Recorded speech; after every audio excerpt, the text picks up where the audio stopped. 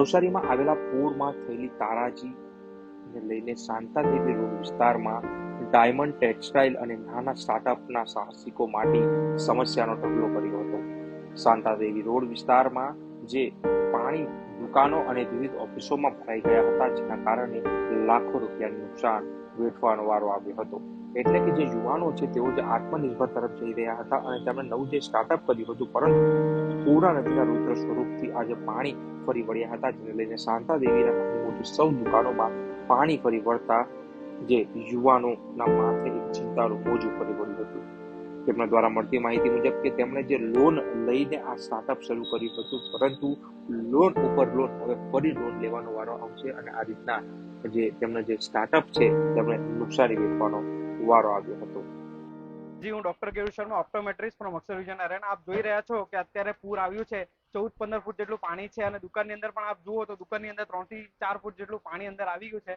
જો મશીનોની વાત કરીએ તો હજી તો ગયા વર્ષે એક મશીન લીધેલા હતા, એ 6-1 લાખ રૂપિયાના મશીન અને બીજા બધા મશીન ગણીને 16-1 લાખનું મશીન અને બાકીના બધા આપણે જેટલા બી ગ્લાસના સ્ટોક હોય, ફ્રેમ્સ હોય, 20-1 લાખ જેટલું નુકસાની થવા પામી છે. હવે આપણે વિચારીએ કે કુદરતનો કહેર કહીએ કે શું કહીએ કે ઓલરેડી એક લોન ચાલતી હતી, આ બધા મશીનો પર લોન ચાલે જ છે 15-1 લાખની ને. હવે એ મશીનને રિપેર કરાવવા, નવા કરવા, બીજા લેવા, ફરી પાછી લોનની ઉપર લોન લેવામાં આવશે, એટલે આ નુકસાનીની ભરપાઈ તો હવે ક્યારે થઈ રહે એક ખ્યાલ જ નથી.